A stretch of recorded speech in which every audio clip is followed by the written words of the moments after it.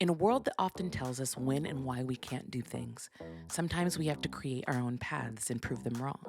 Sometimes we have to take risks in order to get big rewards. And for entrepreneur and talent manager Temima Shames, she never let her age, being a female, or her difficult upbringing deter her from becoming exactly what she wanted to be or how she wanted to make a difference. You're listening to We Need to Talk. So you got something to say that is on your mind. We need to talk about it. You know, just one conversation can change your life. We need to talk about it. We need to talk. Hey everyone, welcome to another episode of We Need to Talk. My guest today is entrepreneur and talent manager Temima Shames.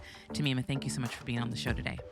Thank you for having me. It's so great to be here. Oh, absolutely. I love talking to entrepreneurs, but more specifically young women entrepreneurs, because I think that is a journey that's very specific and unique. And it's one of those trajectories that we as women really need to start talking about more because it's an important conversation to talk about the challenges and the ups and downs. And when you're a self starter and someone who chooses to pave your own way, you really have to do it against all the odds, especially when you're a female. So I can only imagine the journey that you've been on and in terms of becoming a talent manager and building your own company, because nothing about this industry is easy. For sure. I was just going to say, I think too, with like what you just said, a lot of the things that I think women just need to talk more about are like the hardships that come into starting versus just like, wow, I got here. Cause then it seems so far away from people who want to start. Whereas like, it's Absolutely. really not that far. It's not that as Absolutely. far fetched. Very much so. I love that outlook because you want to make it seem attainable for anybody that has that dream. Like, hey, this is what I went through. So if you, because there might be somebody that's in that hardship spot that thinks that they should give up or that's not right for them. It's like, Hmm. no, I was there too. And this is what I did to get out of it. So I love that outlook. But becoming a talent manager is a very specific career path. And it's one that I know and is very centered on wanting to help others. And I love that about it. But for you, what was your reasoning behind wanting to become a talent manager? And what also do you think are some common misconceptions that people have about what talent managers do? Yeah, I mean, first off, there's a lot of misconceptions. But me personally, if I wasn't a talent manager, I had always loved psychology and thought about like going to school for social work. Hmm. And so this was kind of a way where like I still get to help people in that sense, but I also had a passion for entertainment. So for Mm, me, growing up, I did acting, then I like moved into music, and I've always just been surrounded by the entertainment industry. And so I was like, what a perfect kind of combination because I could help others reach their goals. But at the same time, I'm not just helping them with their goals, I'm also helping them with their horrible days. And, when they feel like they can't do it anymore, I'm that person that they come to that we work through that together, yeah. aside from if they have mental health counselors, of course. Yeah. Um, some common misconceptions is I think often managers and agents are very confused in the media. So agents obviously work on booking, but managers are that person that brings everything together for the talent. So we're that person that is there for them on their bad day, on their good day, but we're also the one that finds them a good team, finds them a good agent, finds them a good lawyer. Make sure that when opportunities come in, we're looking at it from a holistic perspective and not Mm, just from the either about social media or about acting. Like we're looking at it as if their end goal is to, do music, like is this opportunity good for them? If their end goal is to start their own business, like will this come back to bite them later on? Like we're that person that's really looking at it and having conversations and thinking through all of the plans. Everything that we do is super strategic. So it's almost a mixture of like strategic marketing and being like a life coach. And we do everything for our talent. So yeah. I Yeah. think that's something that isn't seen as much in the forefront of um, media. I think there's a lot of negatives that are portrayed about talent managers, Hmm. um, such as like people who like a lot of people have had bad experiences, but I think finding a talent manager is like dating someone without a relationship, like Right, without the right. romantic. I always explain Absolutely. it to my talent like that. I'm like, hey guys, like if we don't get along, that's fine. And it doesn't mean that I'm a bad manager or you are a bad person. It just means that we weren't You're not a good fit. exactly. Yeah, And yeah. that's something I wish was kind of conceived better throughout. Absolutely. I completely agree with you. Just having been in this industry as long as I have, it definitely is a relationship without dating because your manager is essentially your right hand person, the person that Hmm. you want to trust with your image, the person that you want to trust with your career. They're advocating for you, they're speaking on your behalf. So if you don't have that trust and that solid foundation, then no manager is going to be right for you. If you know what I mean. So I love that you have that outlook and it shows because you do have such a great roster from a company that you've built at such a young age. And I know we talked a little bit about some of the challenges that women face specifically when they're entrepreneurs. So, what were some of the challenges that you faced in building your company? Oh, I mean, there's a lot of different challenges, specifically as a female. Obviously, I wasn't taken super seriously in a male dominated industry. And I've gotten comments like, you're so young, like, why are you doing this? Or like, how do you know what you're doing? And I'm like, well, obviously, I would not say this to someone, but like, how do you know what you're doing? Mm, Because at the end of the day, like, we're all human beings and we're all learning. And maybe I don't know how to do something, but I'm learning just as well as somebody else is. And I think too, female being young, it's the same thing when you're older. You make mistakes. You might not know the people that are younger. You don't know the new things coming in, and I might not know the older things. So it kind of evens out, I feel like. mm, Some specific challenges I would say is just like I said, getting people to take me seriously and being professional and showing that I can do it and I yeah, know what I'm doing. Um, and making sure that I was stern about that and people who challenged that, I didn't, you know, I guess I didn't get angry at them. I just tried to teach them about why it's important to me that I'm yeah, doing what I'm doing. Um, because at the end of the day, sometimes it's not that they wanted to talk down, it's just something that they were taught their whole life. Like females shouldn't be business owners. And yep, unfortunately, yep. I don't agree with it. But it's something that I wanted to prove wrong. Like I wanted to prove that I can do it. And you are doing it, and that's the amazing thing. It's always great when you're like, well, if you don't believe me, that's fine, but I believe in myself, and then you prove them wrong. So good for you. But you even mentioned, you had to get people to take you seriously, and it was harder because of your age. But you, in particular, were forced to grow up very quickly because of your upbringing, and you had to Mhm. figure out how to provide for yourself at a young age. So, was there a specific moment in time from your childhood that you remember that really kind of set you on this path to give you this mindset and make you have this work ethic that you have today that a lot of people, like even in their 40s and 50s, don't even have at this point? I think this is gonna sound super crazy, but when I was like maybe 7, my parents sat me down and like were telling me how I was gonna have to pay for college. And this is before my parents got divorced, before I really had to start doing everything. But I think for me, once that conversation happened, it was kind of me thinking like, okay, what am I going to do? Mm, And obviously, I was young and didn't know what I was doing. But right. I was like, how am I going to make that happen for me? And like, what do I need to do to get there? And so the second I could work, I started working. And I worked every type of job possible from like being a manager at a smoothie place to running a game show, like being a game show host at like a small company that toured around New York, um, to like just babysitting or doing anything. And I would just save and save and save because Mm, I kind of knew from that age that I wasn't going to be able to do things that other kids did unless I paid for it myself. And I wanted to do that. I wanted to be able to go to the movies with my friends or absolutely. do those things. So I was like, I think something that I like to tell everyone is like, um, there's always jobs out there and there's always things that you can make work to make yourself get to a position that you want to be in. Mm, I never thought I would be running a business at this age, but I think I definitely had a maturity that a lot of people didn't, just from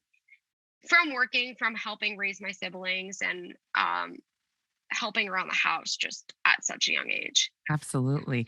Yeah, and it's crazy though because there had to be something kind of internally in you already when your Mhm. parents sat you down and had that conversation with you at a young age that just kind of like turned on a light bulb for you and you're like, okay, well, I kind of just got to get to work. And a lot of people just that had to be something you were just naturally born with, you know? Yeah, I mean, I think drive, I guess it's probably something like certain characteristics. I Right. mean, Yeah. I wrote in a recent interview, I wrote how I was always labeled like growing up as like bossy, like the bossy kid. Yeah, And I think same, that, same. and looking back, I'm like, that's how you start, like me being a business owner, that's just being a leader. And I think when you're younger and you're like 7 and nobody knows anything about being a leader, they call the leader bossy. Hmm. Um, and I also probably didn't know how to channel leadership properly, or communicate properly. And that's where that term came from. But as I grew up, I started to realize like, hey, some of these things that I am innately, like that is who I am, can actually be channeled for good. Absolutely. Absolutely. So when you look back on experiences in your life and being forced to kind of grow up, because a lot of people, it is hard to look back at some negative experiences in growing up in your childhood and be grateful for them and how they changed your journey and pushed you on a specific trajectory. But have you found ways to appreciate some of the hardship that you endured as a child, having to basically support yourself? Yeah. I think in the moment, I really, obviously I struggled a lot going through high school, specifically just because I resented a lot of the way I grew up. When I got to a point where I wanted to enjoy my childhood, and I kind of realized that I didn't get to enjoy it as much because I was working almost full time and going to high Mm, school. And so I didn't get to go to the college that I of my dreams because my grades were not suffering, they weren't bad, but they weren't what I had wanted them to be. And I think I had a lot of that internal struggle. And now looking back, I think after I started this company, I'm able to look back and see other people my age who their parents maybe gave them everything and they have no motivation or drive to do anything. And I think mhm. that's where I kind of was able to be like, wow, like I'm grateful because I have this drive. And whether, I don't even think my drive is more to make money. At first it was, but now it's kind of to help people and to Yeah, make change. And I think that I'm able to appreciate that I wouldn't have had that if I didn't have those years of experience, those of working crazy jobs, or those years of experience of, having to help out around the house or do things that most other kids don't, absolutely. because I got Yeah. that early start. Absolutely. So you have all this work experience, you have this work ethic. When did the idea for creating Next Step Talent come? This is kind of a funny story. So, I was managing artists in college, and I always had this entrepreneurial spirit. And originally, I was like, "Hey, I want to be the CEO of a record label because there's like maybe like 3 female CEOs like out there." So I Yeah. was like, I that was my goal, and I started at Visionary Records, and I started out as an intern, and later like started working there. And while I was there, I was managing an artist on the side and working there in influencer marketing. And so, as I developed relationships with these influencers, one of my boss was like, "Why don't you manage one of them as a side hustle?" And I was like, "You're crazy," hung up the phone. This happened for like 4 days straight. And eventually I was like, you know what? Why not? And here we are. At first, I started to realize how much I loved it. And as I was helping them, I was like, wow, like I want to do more and more. And it came to a point where I was like, I want to do this full time and I want this to be what I do. And the team at Visionary was extremely supportive. They're all entrepreneurs also, and they were like, go off and do your own thing. And they were just supporting me the whole way through. So although, all of the mistakes that I made on my own. In Hmm. starting the business, I didn't really have help from that, but it was more that initial kickoff idea that helped me to realize, okay, I'm ready for this. Like I can do Yeah. it. Absolutely. What drew you to wanting to work with influencers specifically? I think that part. So I was always into marketing of music. And that kind of during quarantine turned into this whole TikTok space, which is crazy, where you have to like market campaigns all the time.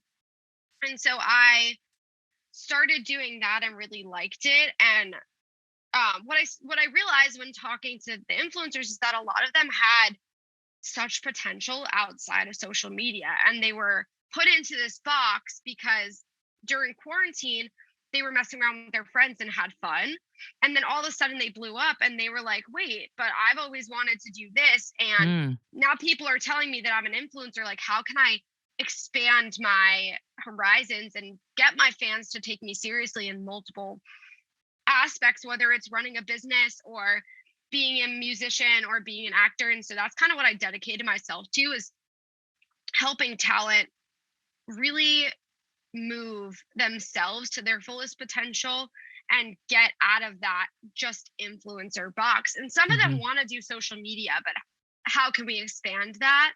And I think that's the thing I loved most about it. And it was also Yeah. really fast paced and interesting to watch the climate of social media change in the last year and a half. It's crazy how, to think that Reels wasn't a thing or Spotlight wasn't a thing last year. And now it's this, I don't go a day without talking about it. So, Right. or Right. shorts on YouTube. I'm like, this came out of nowhere, but it's such a vital portion of our Absolutely. our It's ever career changing, which is exciting, but also sometimes it's hard to keep up. for sure. Now that you have this company, the successful company, you've added 25 plus clients to your roster, and you are really a walking example of just kind of making your own path and choosing your own fate and having a new beginning and starting over. So, how do you use your personal growth story of starting over and creating something new to help your clients with their careers? There's a bunch of different ways. One of the big ways is we work to make sure that all of our clients are really careful with their finances. I think a lot of influencers blow up and all this brand money comes in and they don't really know how to spend it. So using how I was raised and how I grew up and my knowledge of investing and saving and all of that stuff, I try to instill that in my talent to, prolong what you have Hmm. and be really careful. I also use my personal growth in general. Like every day I make mistakes, whether it's with brands or, if we run a campaign and it doesn't work, like I try to instill that in my clients and help them. The other thing is like working with them to share my story and let them know that like even those bad times can be changed into feeling good. And Mm, when there's a lot of hate that they get on the media or and social media, just in the comments or people saying things, and realizing that at the end of the day you know your truth and it might not be what everyone else thinks it is, but yeah. just having that small circle of people to be there for you, whether they fully understand you or not, is really important. Absolutely. And I love how you present that to your clients, because I think what's really important about the talent and the talent manager relationship is knowing that whoever is representing you is a human also and isn't just Hmm. looking at you as a product. So it seems like you do have personal relationships with your clients and you let them know like, hey, I've also been here too, but let's figure out how to make this, a good part for your career so that you're happy and you're successful and you aren't just a commodity, but you're standing out for who you are. Yeah, that's just to kind of elaborate more on that. I had a manager for acting when I was in high school.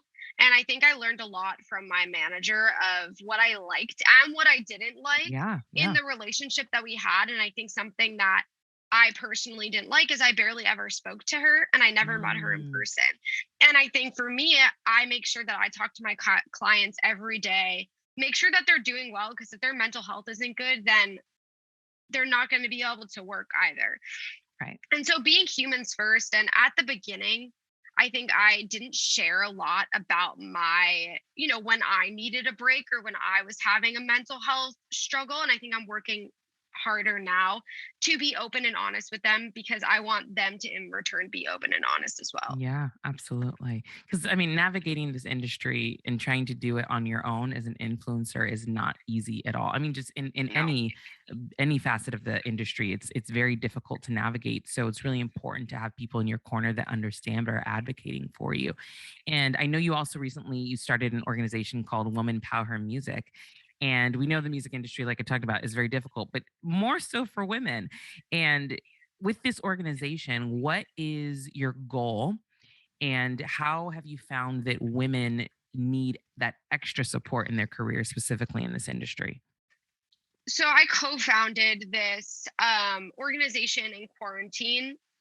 We did panels to just gather women, because there was a lot of people taking quarantine. Quarantine was a hard time for everyone, and a lot of people were getting down or depressed. And we wanted to give people reasons to like talk and come up with ideas and use the time to really flourish, um, rather than take a step back.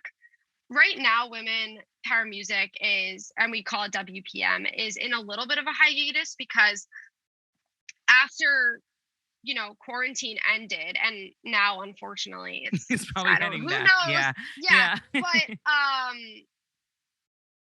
now, like, all of a sudden we're trying to figure out, we were like, okay, we did these quarantine panels and they were super successful. We had thousands of people tune in, and women connect to each other. We made a Slack group and everyone was talking and sharing ideas, whether it's about new businesses or like, we had someone come on and be like, hey, talk about I just like the things that happen to them as a female in the industry. So Yeah. like them being in an office and someone being like, like asking them to get them coffee, and they're like, I'm the head of marketing. Like, why are you talking Right. to me like that? Right.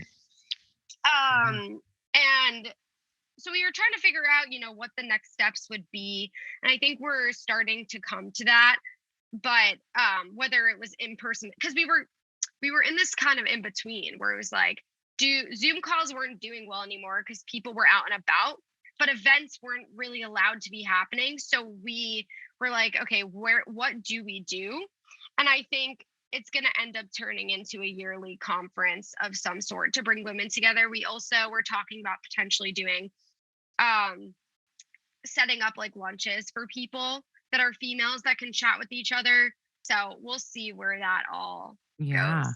I love it though, because there's never a lack of support needed when you're working in this industry specifically, but I think in general, women supporting women is one of the most powerful things that can happen, whatever field you're in. So I love the thought behind it and the purpose, because we do need to support each other in industries that are predominantly run by men, and ones where we can feel places where we can feel safe by having that support and having each other and having people that we can turn to and talk to about our specific situation. Mhm. So I love the premise behind that organization and totally support it.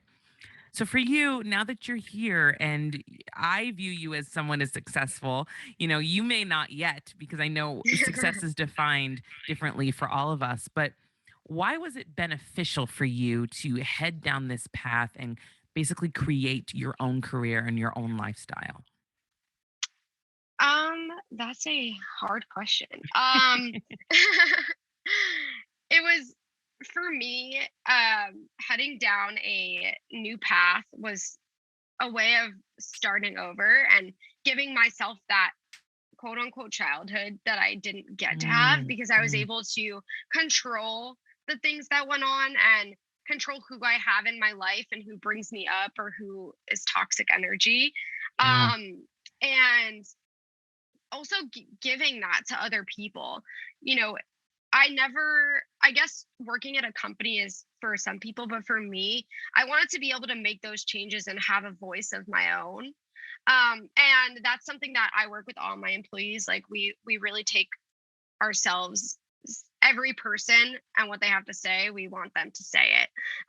Because that's the only way to grow, I think. And I my opinion is just as important as theirs, and that's something that Absolutely. I want to make sure in this new career that I'm bringing to everyone that I cross paths with. Yeah. Yeah. And also the lifestyle, like I love traveling, and this allows me to continue to do my other passions outside of work.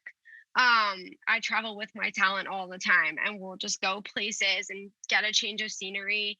And being able to do something new every day is so exciting.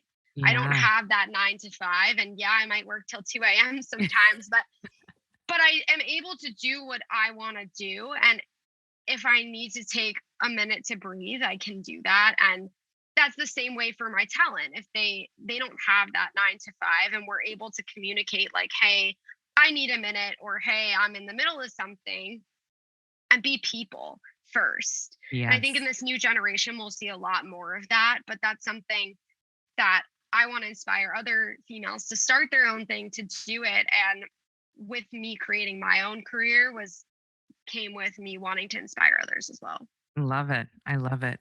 What would you say to your younger self now that you are where you are and you've been able to flip the script? Oh, I would probably say, well, number one, take every opportunity that comes, and not to take each moment so seriously, Mm, because I think we get down on ourselves in a lot of different moments, and at the end of the day, it's just a moment, and the moment's going to be gone. And yeah. so Nothing it lasts is a forever. hundred. Yeah, it's 100% important to feel, but also to cherish the moments, because looking back, I do wish that I wasn't so preoccupied with working, and I was more preoccupied with what was going on. Hmm. Although it did give me that drive, I would tell my younger self, like, it's okay to enjoy certain moments, and to be honest with yourself and where you're at, and not Yeah. try to jump to the next moment too I quickly. love it. Love that advice. Love that advice. Well, Tamima, you are wonderful. I love everything that you're doing, and I appreciate you taking the time to chat with me about your journey. Thank you for having me, for real. I really Of appreciate it. course. And I'm inspired by your podcast and everything you have to say as well. Oh, thank you so much. I appreciate that. And to the listeners, thank you for your weekly support of We Need to Talk. Please make sure you like, share, rate, and subscribe wherever you listen to your podcasts. And if you're on Facebook, feel free to join the We Need to Talk discussion group as well. Thank you to Stephen James, our theme songwriter and producer, and we'll talk to you again next week. Remember, everything starts with a conversation. We need to talk.